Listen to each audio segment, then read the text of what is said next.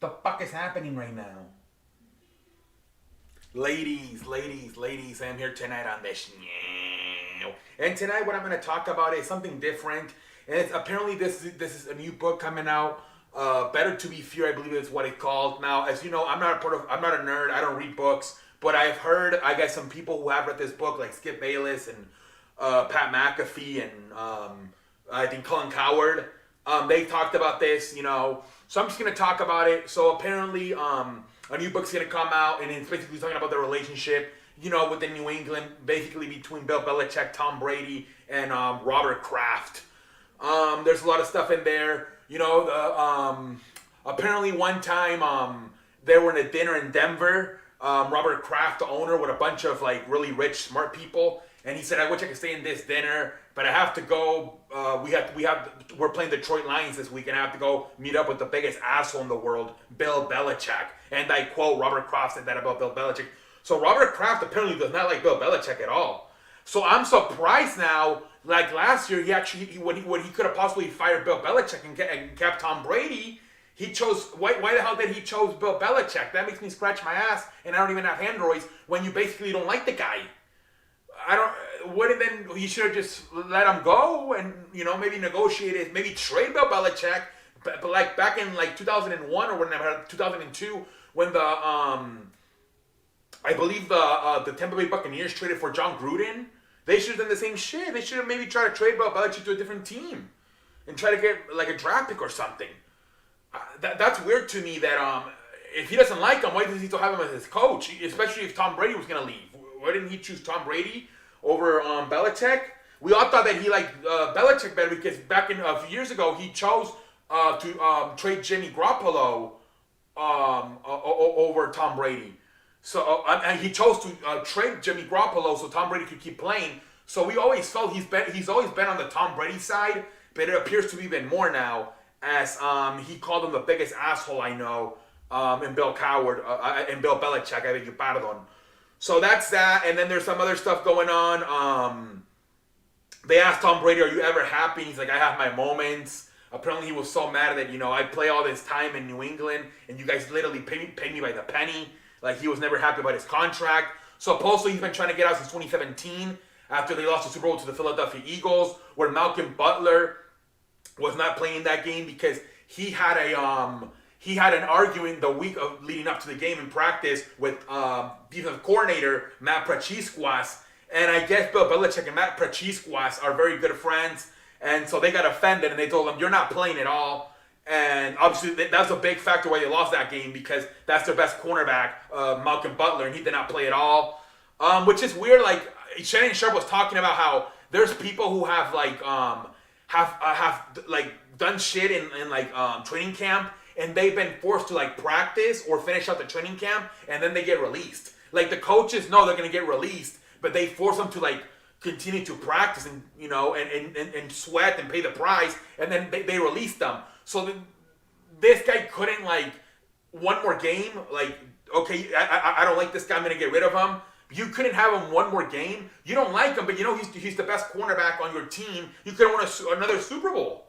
And apparently that's what really started this whole problem with Tom Brady winning out. That he thought Bill Belichick gave that Super Bowl away back in 2017, 2018 by sitting out the best cornerback, Malcolm Butler. I beg your pardon. If you remember in that game, Alshon Jeffrey, especially in the first half, shredded Eric Rowe, I believe, was the cornerback. And apparently that was another thing too that Bill Belichick, because he's had success in the past with using what you call cogs, which means it's a player and you put him into your system, kind of what Nick Saban does in Alabama, right? Every year, new quarterback, Mac Jones, Tua Tagovailoa, Jalen Hurts. This year, Bryce Young. Every year he thought that he could do that too. I believe before Malcolm Butler, there was another guy in New England, and he was making $7 million a year. And I think in the Super Bowl 40, I believe it was Super Bowl 49 versus Seattle Seahawks, he took him out because he was getting burned by Doc Bolden, and that's when he put in Malcolm Butler, and that's when he obviously got that big interception at the 1 yard line from Russell Wilson. And then, so he thought he could do the same thing again in Super Bowl 52. Okay, Malcolm Butler, you're not being a team player. I'm going to bench your ass, and I'm going to put this Eric Rowe kid. And he thought he could do it again because he thinks it's a system. he never respected the players. That's why he never really respected Tom Brady. Tom Brady always wanted to be treated special, like a star, and he's like, I'm not gonna. He even looked at Tom Brady like just another cog in the system, just another put on the system. That's been Bill Belichick's problem. He looks at everybody the same way, and now he's paying the price. Now he's. And Cam Newton said that they are really good friends, Bill Belichick and Matt Patriots. Because when he got released a few weeks ago, he said that the two guys in the office that informed him he was being released were Bill Belichick and Matt Patriots. So apparently they're very good friends. Obviously, Matt Patriots went to Detroit, got fired, and came back to New England, and now he's like a defensive coordinator / assistant head coach to Bill Belichick and Matt Patriots. And then another thing that came out in this book was apparently they were like in a players dinner or something, and one of was it a coach? I forgot. Was it an assistant coach or a player's wife was completely ignored the whole night by Bill Belichick. Like this woman was trying to have a conversation with Bill Belichick, and Bill Belichick and ignore her the whole time. And at the end, she just got up and said, "You fucking asshole," and left. So Bill Belichick, man, apparently this guy is something else. Nobody likes him. Not even fucking the owner, Robert Kraft, which I don't know why the hell he's still higher than. And then the last one was, now we know what happened with Houston Texans with Billy O'Brien.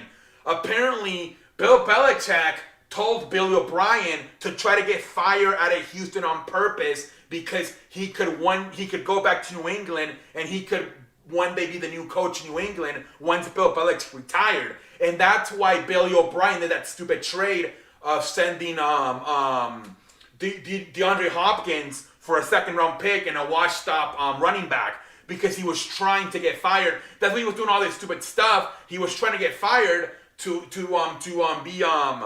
go to New England, which it was weird because finally he got fired, but instead he went to Alabama. I don't understand some of this stuff.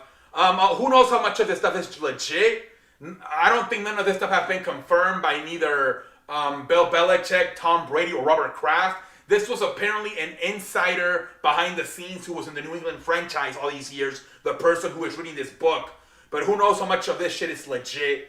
But Jesus Christ, man, what a clusterfuck, man. What a clusterfuck. What a clusterfuck they have over there in Foxborough, New England, man. Jesus Christ, man.